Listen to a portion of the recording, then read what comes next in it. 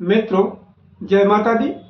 26 मार्च बुधवार 2025 गुरुजनों के चरणों में शीश को झुकाते हुए हम आपका मिश्रा ज्योतिष केंद्र में स्वागत करते हैं।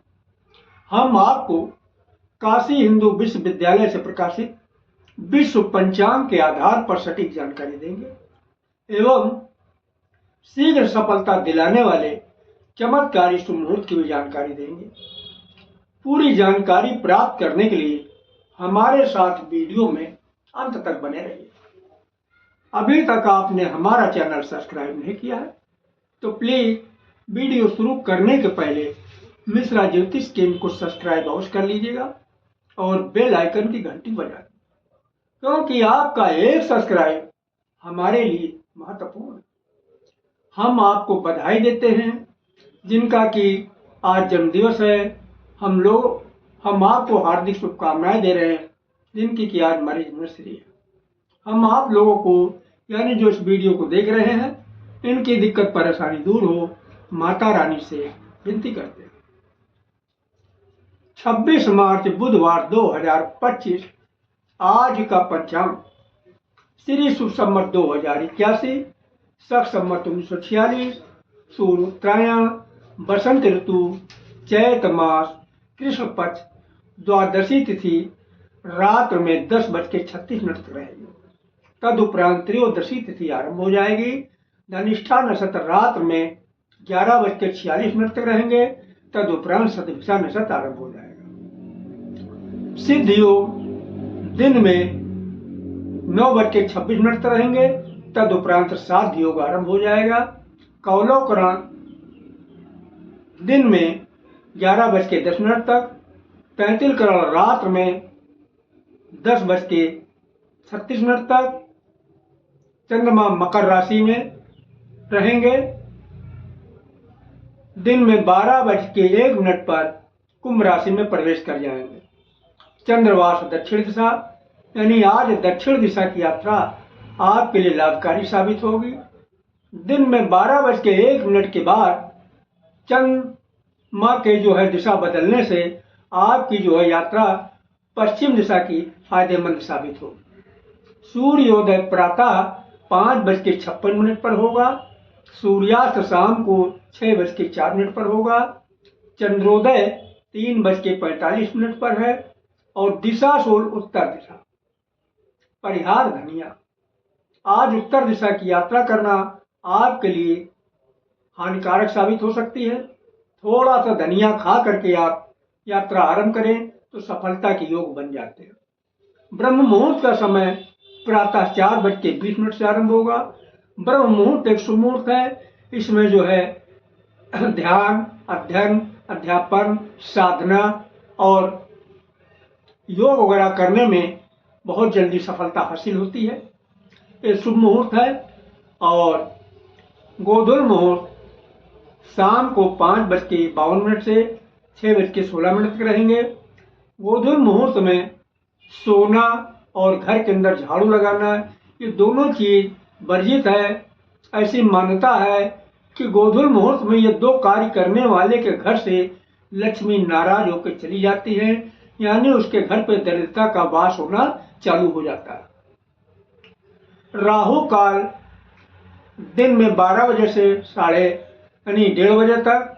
गुलिक काल प्रातः 10:30 से 12 बजे तक। यमगंड काल प्रातः 7:30 बजे से 9 बजे तक। किसी भी शुभ काम की शुरुआत अथवा यात्रा का आरंभ राहु काल में न करें। जो भी शुभ काम करना चाहते हैं या यात्रा का आरंभ करना चाहते हैं, ये दोनों ही काम अगर आप गुलिक काल में शुरू करते हैं या फिर हमारे बताए गए शीघ्र सफलता दिलाने वाले चमत्कारी शुभ मुहूर्त में करते हैं तो यकीन करिएगा आपको बहुत जल्दी सफलता हासिल होगी। आज दिन में 12:01 से पंचक आरंभ हो जाएगा। अब हम आपको चमत्कारी शुभ मुहूर्त की जानकारी दे रहे हैं, ध्यान दीजिएगा। दिन बुधवार के सुबह की शुरुआत अमृत काल से हो रही, तो अमृत काल का बाल शुरू हो रहा 7:36 से और 8 बजे तक चलेगा। प्रत्येक कार्य के लिए शुभ समय है। युवा 8 बजे से शुरू होकर 8:24 तक चलेगा, किसी भी कार्य के लिए शुभ अनुकूल समय है। और 8:24 से शुरू होकर 8:48 तक चलेगा, किसी भी कार्य के लिए समान शुभ समय है। 8:48 से शुरू होकर 9:12 तक चलेगा, किसी भी कार्य के लिए साधारण अनुकूल समय है। आगे फिर अमृत काल शुरू हुआ। अमृत काल का बाल शुरू हो रहा 11:36 से 12 बजे तक चलेगा, प्रत्येक कार्य के लिए शुभ समय है। आगे फिर महेंद्र काल रिपीट किया।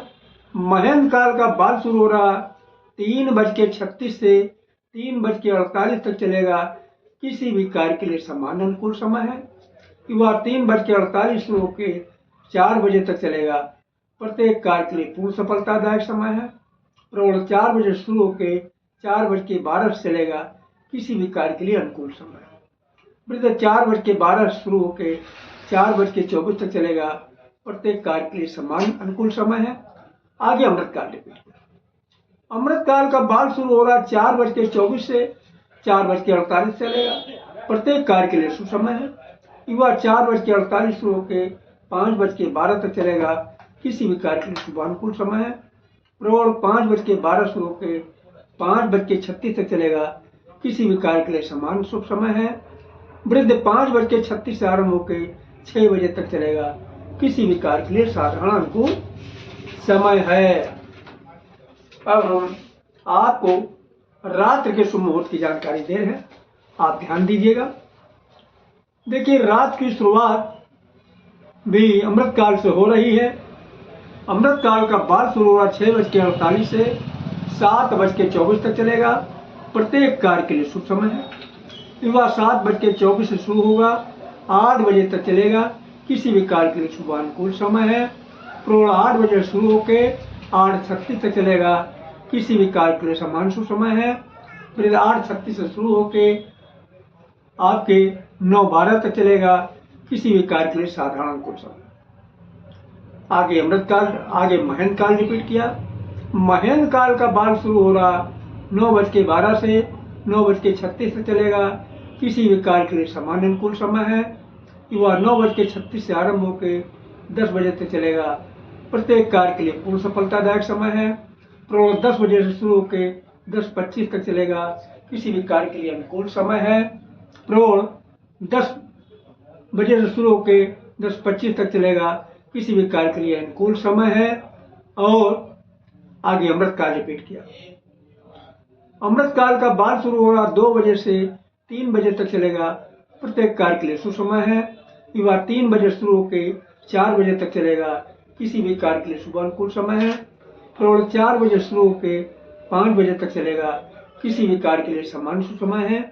वृद्ध 5 बजे शुरू होकर 6 बजे तक चलेगा, किसी कार्य के लिए साधारण अनुकूल समय है। तो ये रहे शीघ्र सफलता दिलाने वाले चमत्कारी शुभ मुहूर्त की जानकारी। अब हम इसकी बारीकी आपको बता देना उचित समझते हैं। देखिए, इस विद्या की खोज करने वाले महाराज विक्रमादित्य के समय में बहुत बड़े विद्वान हुआ करते थे, जिनका नाम था श्री बराह मिहिर जी। ये श्री बराह मिहिर जी की खोज है।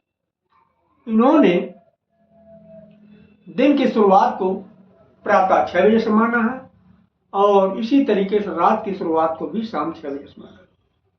इन्होंने एक शब्द यहाँ पे बार बार इस्तेमाल किया है, महेंद्र काल और अमृत काल। ये है क्या? देखिए, महेंद्र काल एक शुभ मुहूर्त है और अमृत काल भी शुभ मुहूर्त है, लेकिन महेंद्र काल को इन्होंने प्राथमिकता का दर्जा दिया है, उसके बाद के दर्जा इन्होंने शुभ मुहूर्त अमृत काल को दिया। तो जहां तक संभव हो सके आप महेंद्र काल में कार्य की शुरुआत करें, यात्रा की शुरुआत करें, तो निश्चित ही आपको बहुत जल्दी कामयाबी हासिल होगी। अब एक शब्द और इस्तेमाल किया है, बाल, युवा, प्रौढ़, वृद्धि क्या है?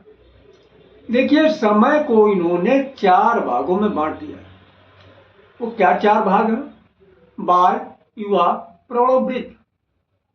आपको आसानी से समझ में आ जाए इसके लिए बहुत छोटा सा आपको उदाहरण दे रहे हैं। जब आपने जन्म लिया तब आपका बचपना था,